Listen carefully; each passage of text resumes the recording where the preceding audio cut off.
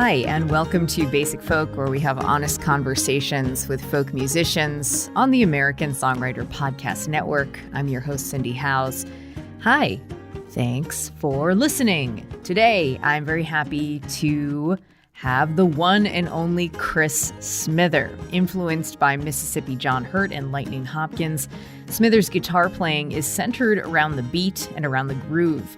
He mics his feet during concerts and loves being able to sound like several different instruments as his heroes did. Smither says groove is the essence of engagement. He's lived an extraordinary life that started off moving around due to his linguistic parents' careers. He ended up in New Orleans for the bulk of his childhood, with a short stint in Paris that allowed him to become fluent in French, among other languages. Something notable about Smither as a songwriter, he has the hardest time with the lyrics, which is strange as the son of language professors. He talks about the impact of their work in his own songs. We also get some great stories from Smither, like showing up at Eric von Schmidt's house in Florida that eventually led him to moving to Cambridge, Massachusetts. Once he arrived, he started hanging around incredible musicians. One young musician named Bonnie Raitt, in particular, took to his song Love You Like a Man and recorded it. Nearly 40 years later, it's still a staple of her live sets. We get to hear about the kind of career that Chris had envisioned for himself and why his alcoholism held him back for over a decade. Smither also talks about his relationship with his father, particularly through his song Father's Day. He re-recorded that and 8 other of his older songs for his latest album, More from the Levee.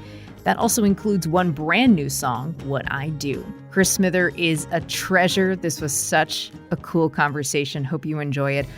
We'll check out the song What I Do from Chris's new album. This is the new track that he recorded for the record. And then we'll get to our conversation with the great Chris Smither on Basic Folk.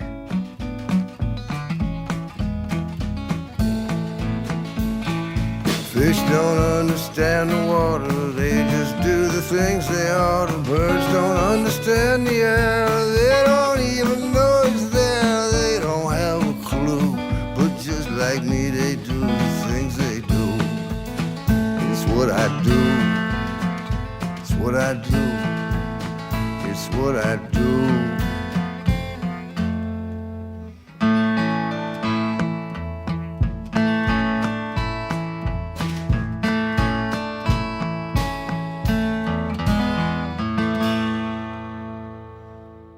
Chris Smither, thanks for joining me today, and congrats on the new record. Thank you, Cindy. It's good to see you.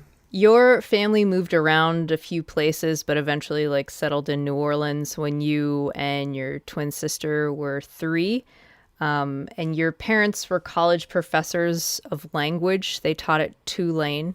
Right. What did your house look like growing up because of that? It was full of books. It was, even because of the fact that they were university professors. Yeah, and they loved language. And... Yeah, a lot of books and a lot of. It's hard for me to spell out what the distinction would be, because that's the only way that I grew up was, the children of academics. I didn't know there was any other way to live. In fact, all my other friends were faculty brats too, so their houses were more or less like mine. But I know that friends of mine from the neighborhood used to come in and they would be astounded at the books. To me, that was just the way a house was. It was full of books. What were your favorite books growing up? There's just too many. To even start listing them, every other Thursday night was library night at my house. We would go to the library, and I would come home with this big pile of books. I mean, I'm serious. Normally somebody my age would have been limited to, I think, 4 books or something like that for one checkout. And my father went and said, "Oh, he's going to get through these in a lot sooner than 2 weeks," which was how long you could take them out for. And so you're a fast reader. Yeah, I always was. But I remember coming home with a big stack of books, like 10 or 12 of them, and I would pile them up by my bed, and I would feel so wealthy. I would feel rich. I was just omnivorous. I read everything. One thing I noticed, so I was telling you earlier, I watched your stream with Alice Howe and Freebo, and you pointed out that you had Don Quixote and Sancho Panza in your studio, and I'm trying to read that book right now, and it just doesn't seem like a book that normal people read. Have you read that entire book? Yes, in Spanish. Oh my gosh. Wow. It's also funny to me to hear that you, like a son of linguistics, have the hardest time with lyrics when you're writing songs and you leave the lyrics until last. This might not have ever occurred to you, but how has the impact of your parents' work like bled over into your own?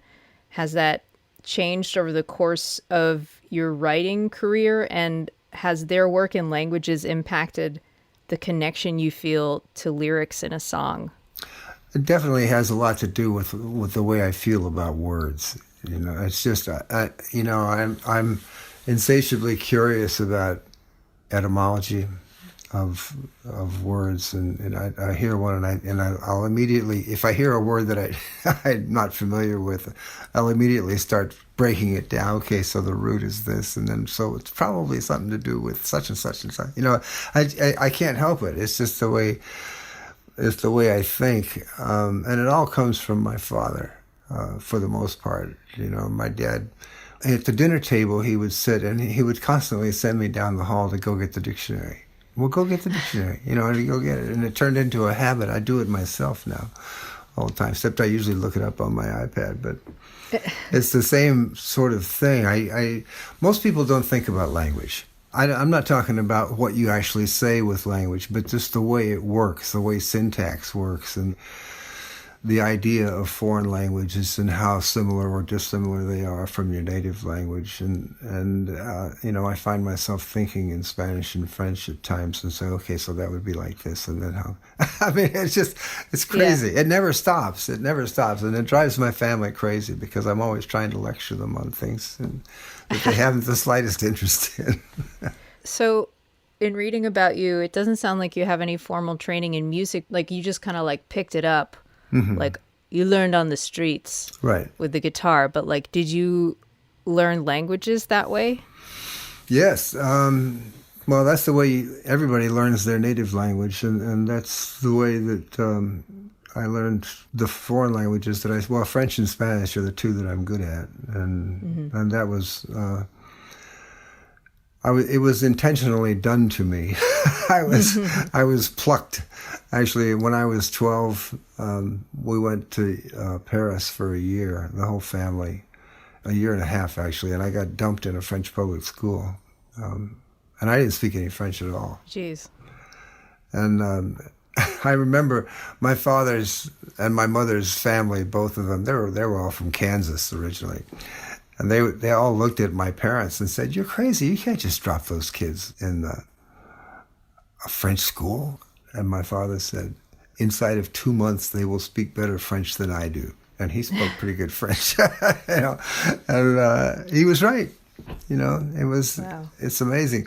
And the funny thing is that once you learn one language that way, then there's something about your brain. Your brain realizes how it's done. Yeah. It consciously realizes how it's done. I mean, that is exactly the way you learned your native language, your first language. But so then when I was 18, I went to Mexico City and learned Spanish the same way. It was very quick. Yeah, it is interesting what it does to the brain. That's cool. Yeah. Okay, music in the house, in your parents' house, Josh White, Susan Reed, Burl Ives. Mm-hmm. Your mom had a ukulele in the attic that you found. How, in general, did your family treat music in the house? Was it like a casual thing, or were they like really serious music fans?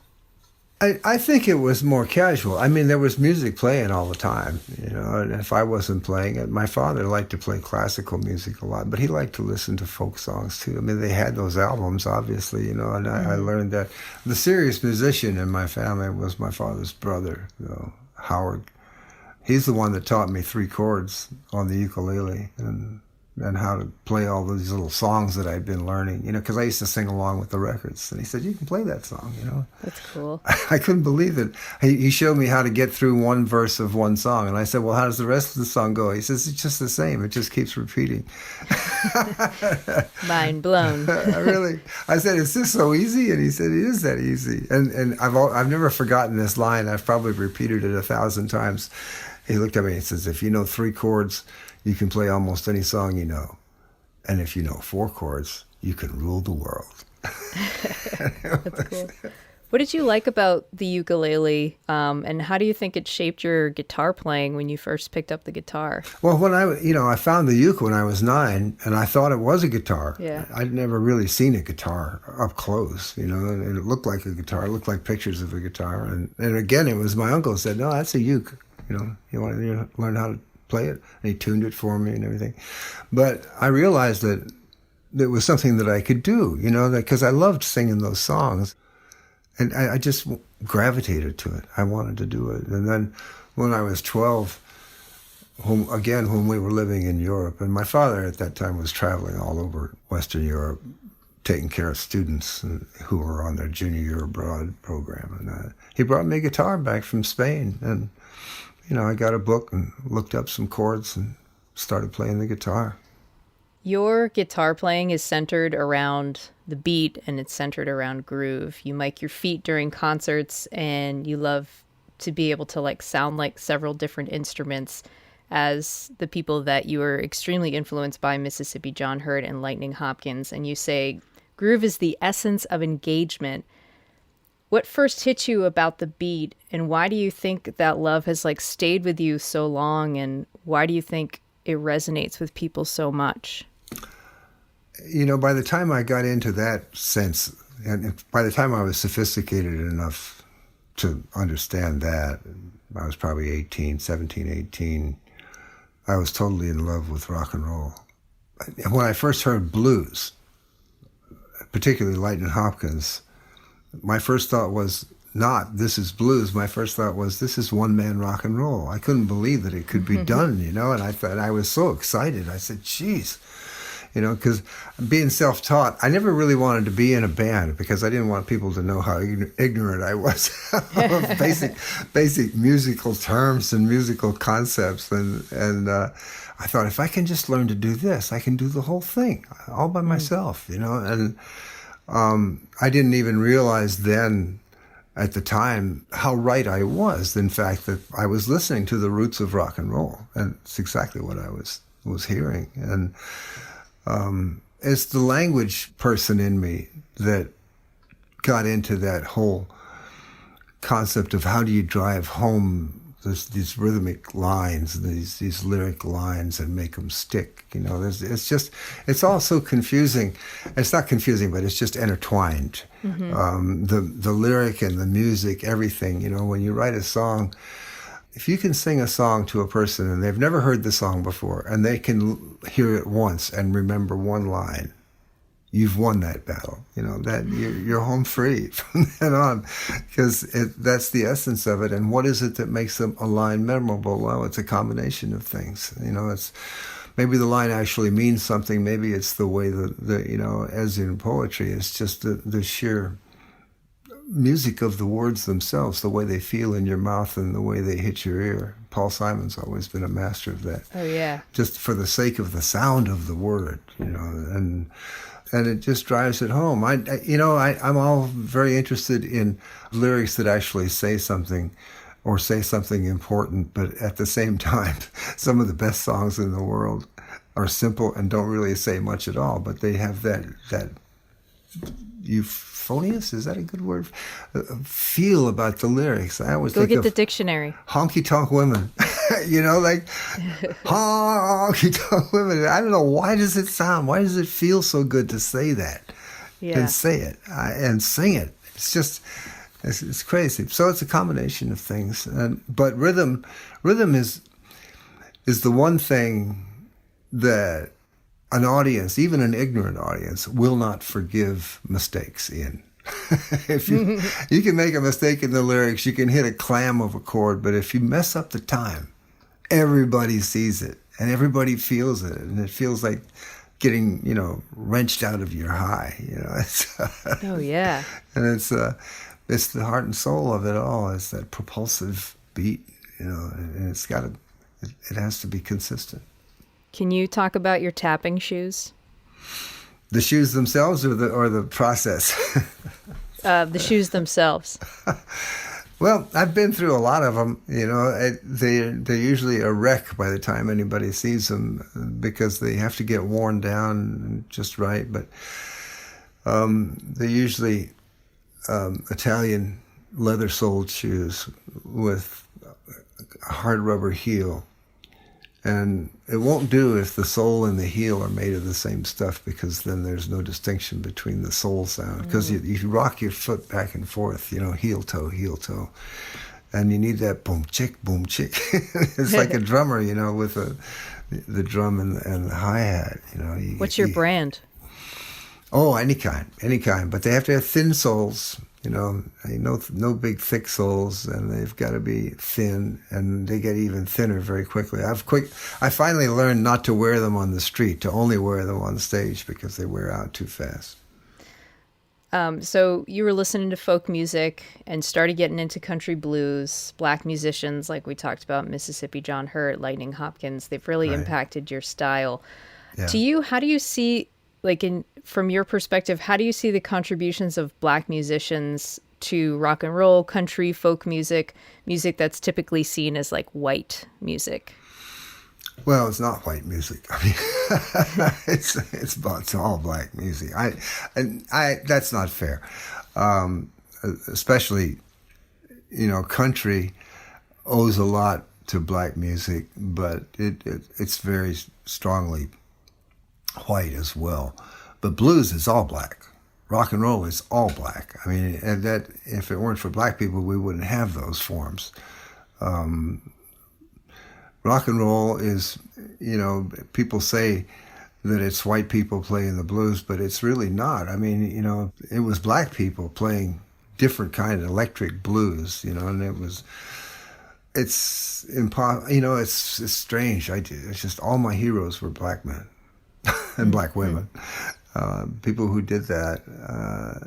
And it wasn't until I'd probably been doing it for 30 years that I no longer felt as though I was some kind of an imposter, because I'd gotten to the point where I was sort of doing my own thing with it. I'd taken in all these influences, and I was doing what could not be strictly called blues. It was a different kind of songwriting, but it sure... Most people... real blues aficionados will listen to what I'm doing, and they say, well, he probably listened to a lot of blues, but that's not what he's doing.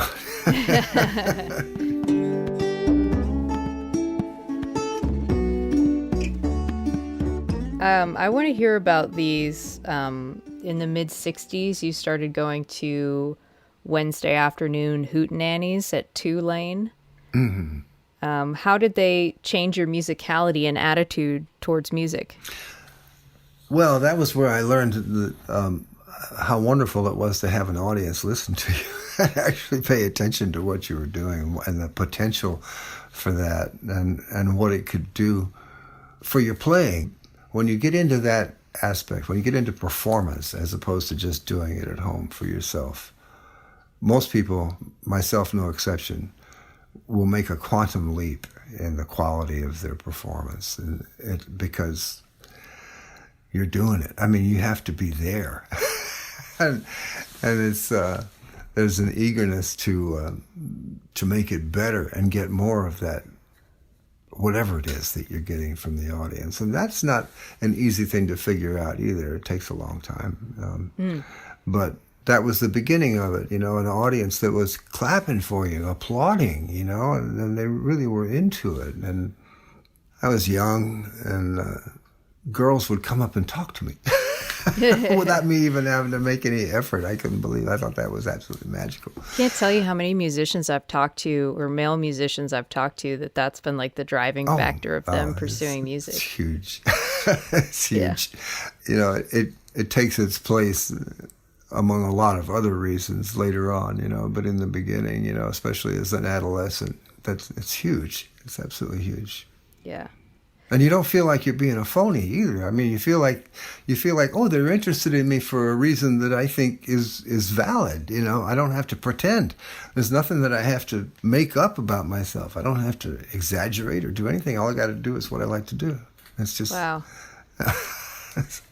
Another famous story of yours is the journey of meeting Eric von Schmidt. Right. Where here's the backstory is that he taught Dylan Baby Let Me Follow You Down that you heard on Dylan's first record. And then Dylan maybe said, Eric von Schmidt taught me that song. And then you and a friend, he's the one that suggested it. Let's name him. What's his name? Dick Polis. Dick just suggested that you guys go to Sarasota and find Eric. And then you end up at his house. And it sounds like crazy what was happening inside. What was that scene like? And do you remember how you felt upon like entering? Oh, it was, well, Dick lived in Sarasota, and he told me, you know, he was also interested in this kind of music. He wasn't as far along as I was, but he said, come on, you know, I forget which vacation it was, you know, from school. He says, we'll go to my house, and Eric lives there, and we'll look him up. And he was so gracious. I couldn't believe it. We just looked him up in the phone book, and I called him up, and I told him my name, and I was a big fan, and I was visiting from New Orleans, and I would love to meet him. He said, well, come on over. We got a whole bunch of people over here, and you got a guitar? I said, yeah. And he said, bring it. You know, so I went over. Well, the house was full of people that to me were extremely famous. Half of Jim Kweskin's jug band was there, and von Schmidt himself. I had a couple of his records, and you know, it was just a big party going on. He greeted us at the door, handed us a beer, and said, come on in. You know. Are you around the same age as all those guys at that point, or are you significantly younger? Not significantly younger, but younger, you know, probably 5 or 6 years. I mean, you must have felt like a child compared to... I did. I was starstruck. I was just agog. Yeah. And, you know, trying to be careful not to say anything stupid because you didn't want to... ruin your welcome. It was, right. And but I was on top of the world. I was just ebullient. I felt like I'd swallowed something magical, you know, and I couldn't believe I was where I was. And this is a really important moment in your life because you play for Eric, and then he suggests that you go up to New York and you go up to Cambridge. Right. Well, he said, you know, where are you from? And I said, New Orleans. And he said, well, nobody's going to hear you there. And he was right. I mean, I don't know how he knew that, but he said, you know, he was talking about the whole scene that was going on. Baez, right. Dylan, songwriters, you know, people were writing songs like crazy, and it was all happening in New York and Cambridge. And he said, you got to come up, man. You know, hang out, play the club. And what club? You know, Club 47 was what he was talking about. And so... that's what I did. I finished that year of school and never looked back. You know, I never got a degree. I just took off, and it took me about 3 months of driving. I went up the East Coast, stopped in D.C. and spent some time in New York, and I didn't really care for either one of them, you know. But then when I got to Cambridge, I just felt at home because I grew up on a university campus, and that's exactly right. What Cambridge is, you know, one big university campus. The first day I was there, we drove over to the Club 47 just to find out where it was, and this girl that had a car, it was her car that got us all the way from New Orleans, and she was also a guitar player and a singer. And we went and checked out the Club 47, and who should be playing there that night but Eric von Schmidt. What a coincidence. Like, that's fate. It is just so crazy. And I went to the door. There was this, you know, kind of tall, blonde guy watching the door. And he said, yeah, you want to come in? And I said, well, I'm a friend of Eric's, and I was looking for him. Oh, he said, he's right in the back there. He said, what's your name? And I told him, Chris Smither. And he shook my hand. He said, hi, I'm Jim Rooney. Eric's right around the corner there. Oh, wow. Jeez. And he didn't charge me anything, you know, and I walked in, and Eric, I think Eric was a little bit shocked that I'd sort of taken him right at his word. Said, okay, yeah, I'm going, you know. But he said, oh, Chris. And he introduced me to, there were a bunch of people hanging around in this tiny little dressing room, you know. And then he says, hey, you want to get up and play some songs? And he says, get out there. I'm going to start a new set in about half an hour. But if you go on in 15 minutes, you could play like 3 songs. Could you do that? And I said, sure. And I couldn't believe it. I said, my first night in Cambridge, Massachusetts, and I'm playing at the Club 47. But it took me a few years to get back there. Right. That was when the club was still on Mount Auburn Street? No, is that right? No, it was right where Passim is now, yeah. It had moved over from Mount Auburn Street, I think, 2 or 3 years before that. I'm a little rusty on this. That. I'm talking 1966, yeah. Okay, cool. So you lived next door for a few years to Dick Waterman, who's a music journalist and had a huge influence on the development of the blues, was managing all these blues musicians. Right. And you guys would hang out all the time. What would it be like when you would visit his house? Well, it wouldn't quite be accurate to say I hung out with him all the time. I just would go to his house and hang out with whoever was hanging out in his living room. But I mean, it was a collection of people, all of them basic building blocks of the blues. Son House would be there, or Skip James, or Fred McDowell. He managed half of those guys. Dick did. He would put together tours of blues musicians to Africa, take the music back to where it sort of originally came from. He did State Department tours. He was totally involved in that. And I also met his redheaded girlfriend there, and his redheaded girlfriend was Bonnie Raitt. That was the craziest thing, because that's how I knew her, was Dick Waterman's girlfriend. She was always hanging around listening to all these blues guys too, And it wasn't for years. I mean, seriously, 3 or 4 years later that I realized that she also played guitar and sang, and it was crazy. What was it like for you when you first heard her, and like in general, what do you like about Bonnie Raitt's playing? Oh, well, I mean, she what's not to like, she picked it all up from the same people that I was totally enamored of, and was quite good at it. She was a big slide, and still is, a very good slide player. That was how I first found out that she played guitar at all, because she had gone to Philadelphia. She and Dick were still together and in Philadelphia, and I went down to Philadelphia to play a 4-day stand at the Main Point, and I got there early, and I went over to Dick's apartment, and Dick was out of town, but Bonnie was there, and we were hanging out, and she said, well, what you been up to? And I said, I get some new tunes. And she said, play me.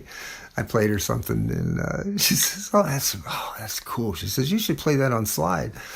That'd make a great slide tune. And I said, I don't play slide. And she said, oh, it's easy. Look, that was the first time that's the first time I'd ever seen her play the guitar. Like, wait, what? Really, I'm just sitting there with my jaw on the floor, and she's singing and playing. It was crazy. Do you have any idea why it took her 3 years to play guitar in front of you?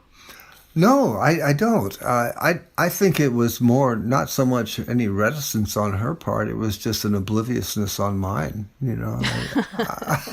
I didn't realize that there was this, sort of treasure in the making, sitting right in front of me. So you wrote the song "Love You Like a Man" in the 70s, and then Bonnie Raitt did it on her second record in 72 as "Love Me Like a Man," changing the genders and changing the perspective. Right. It's been covered a bunch of times by only women. Yeah. And to you, like, aside from the genders changing, how does the perspective and how does the song change when it's sung from a male versus a female perspective?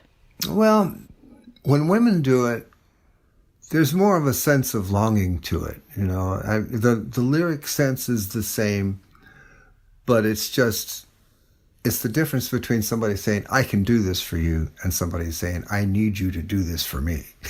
Oh, yeah. Yeah. That's really it. When I first conceived of the song, I was just beginning to kind of get my consciousness raised with regard to women and equal rights and gender inequality and stuff like that. So what I was trying to do really, I think, was, and this is at the tender age of like 23, something like that. I was trying to write a liberated song that still had a little taste of that traditional blues male braggadocio, but bragging about something that would not normally be bragged about in it, which is, I can understand you. I can understand how you feel, and I can empathize as opposed to just dominate. And, words. That's so good. And, Bonnie caught that and immediately, she just went into another gear on it. It's not that she had to change the words so much, except, for the basic pronouns and the direction that it was going. But she, made this little subtle shift so that it became, as opposed to any kind of braggadocio, as a kind of strong pleading, or not a demand, but an emphatic request. You can put it that way. And, and it just resonated with people. I never expected it. I was so happy that she recorded. I would have been happy if anybody recorded any of my songs, but she wasn't even as well known as I was when she recorded that song. But I loved it. And the song just took off, and people play it all the time now, and still to this day. And I've said many times, it's like watching one of your kids grow up. Go to college and make a success of themselves, and then if you're really lucky, they send a check home to dad once in a while. Right. They buy you a house.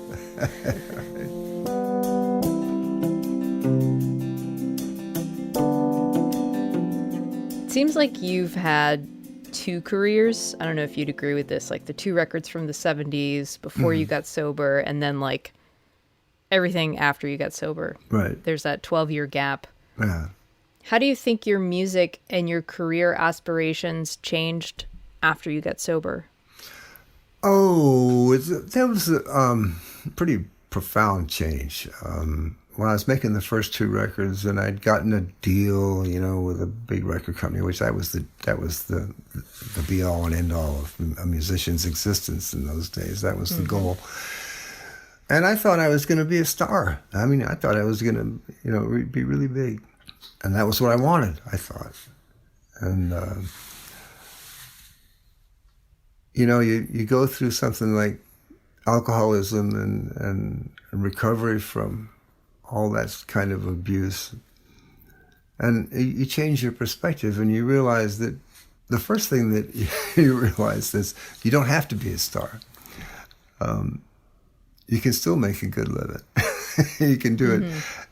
You have to pay attention to things that you weren't paying any attention to before, and you have to work with good people. You have to find good people to work with, and part of it is a question of knowing how to recognize them.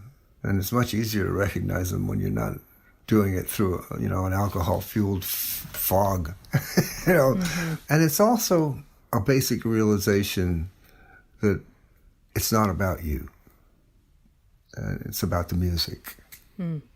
I think that I had a tendency, and I think this is very common with young musicians. I don't blame them.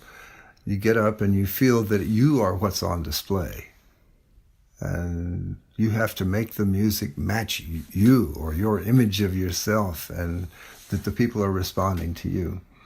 And what I discovered was that that's not the proper focus. The focus should be on the music. And if you take care of that, you will get a lot of attention, more than you want sometimes, But it's, if you just take care of the music first, the rest will follow. And you don't have to be famous. But if you take care of all that business, you'll probably be at least well known. Yeah.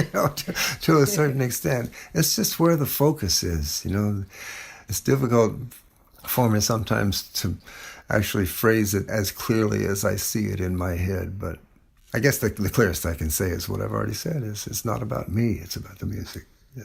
Sounds like such a huge lesson to come out of that. So good work processing.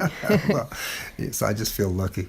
In revisiting some of these songs for the Levee collections, you've expressed like surprise at how good some of the songs are that you wrote in your 20s when, you're not like, you hardly like know anything at all. Yeah. How do you reflect on yourself in your 20s versus like the actual reality of it? And like, do you think you're too hard on your younger self? Maybe.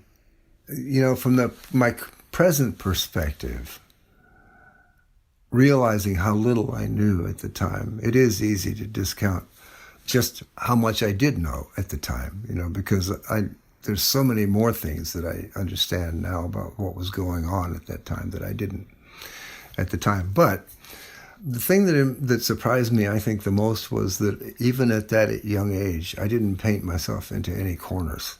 I didn't say irrevocable things that I would regret for the rest of my life. I didn't come across sort of half-cocked and sure about things that, on later sober reflection, I would realize were sort of half-baked.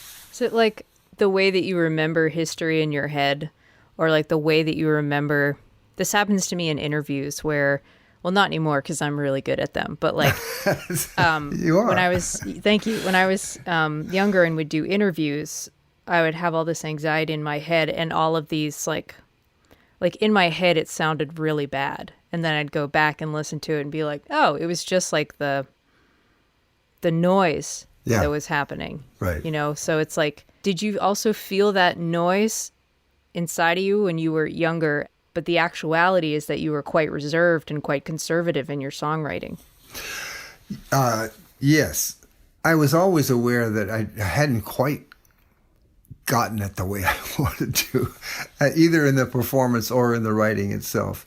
The performance was actually worse than that. I can't tell you how many nights I would come off stage and think, oh, man, I just blew that whole set. I mean, it didn't have the feel. I was missing the groove, and I was doing that. And I also can't tell you how many times someone has played me a recording of that very same set later. And I go, now, what the hell was wrong with that? Yeah. But I just wasn't hearing it that way, And so you're your own worst critic, almost invariably, at least if you've got any sense of self-awareness. I mean, I know that there are people out there who think they're the best, right. And absolutely that everything that they do is great, and they're usually wrong. Yeah. But everybody that I know with any sense of self-awareness goes through those periods. And Roseanne Cash calls it the committee. Yeah, right. That's a good one. The complaint committee or something. But, you just have to learn, and you do learn eventually if you stay in the business, that you're not the best appraiser of your own work at times, I have a couple questions about the song Father's Day, which is right. On the latest record, re-recorded. Right. Your dad is no longer with us, correct? Correct. So I want to hear your take on the notion of how, it's not manly to show affection or show empathy towards others, like especially that kind of affection or that kind of empathy between a son and a father. That's a function of my generation. I think it's a lot easier now. I think men younger than I am have an easier time of that. At least some of them do. I started to get over that when my father was an old man. But, my father never really got used to me hugging him,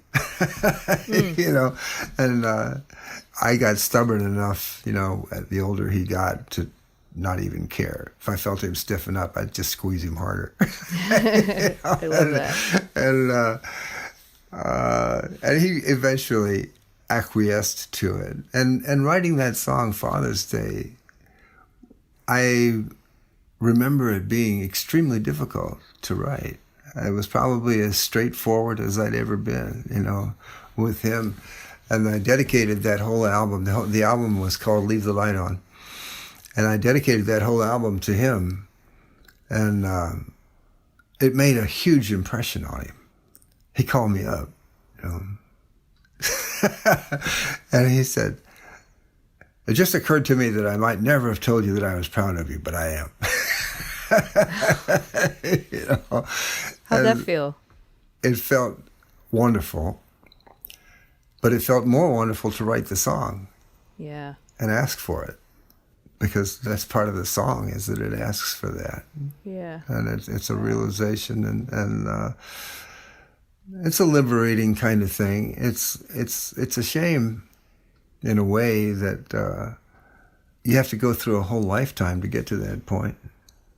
And now I'm a father, and I have a daughter. She's now 16 years old, and I try to be mindful of that, and keep all those lessons in the forefront of my mind. But I know that there's something that goes on, with kids and parents, that then I know that she knows I love her, but I'm not sure she knows that it matters yet.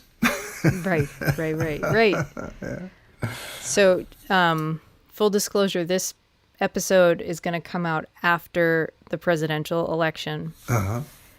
So we are talking to our listeners from the past, just to declare that. But in thinking about the song Father's Day and getting ready for this interview, I kept thinking about the moment in the first debate when Biden talked about his son Hunter overcoming addiction.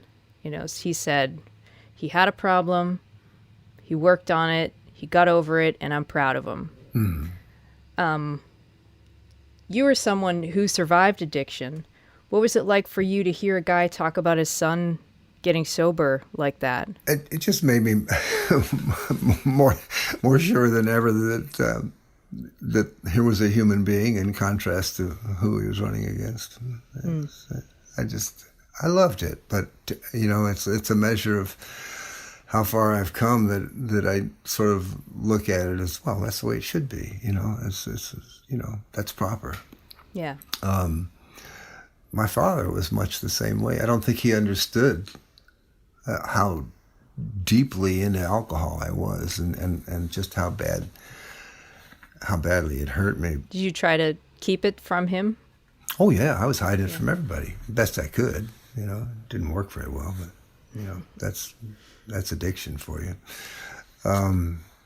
But basically, he was just really glad I got over it, And I have to say, and all the problems with addiction is not so much what it does to you, it's what it does to everybody around you, because you don't treat them the way you should. You cut them off.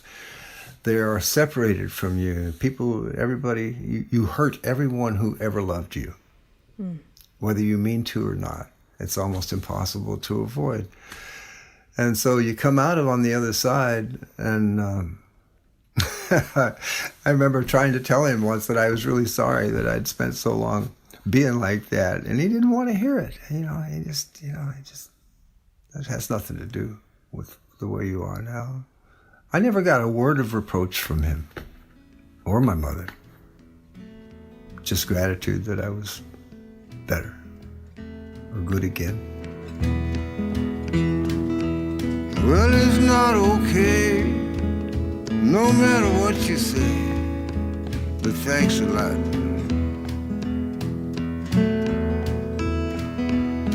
I'll take it for today, it'll always be that way. It's what we got.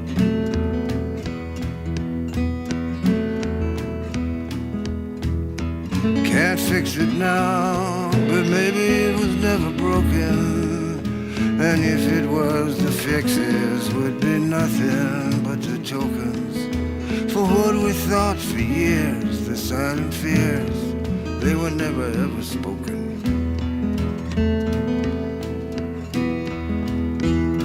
But I took all you gave or ever wanted to. Ain't I done good? I needed that from you. And all I got to say is, by the way, you done good too.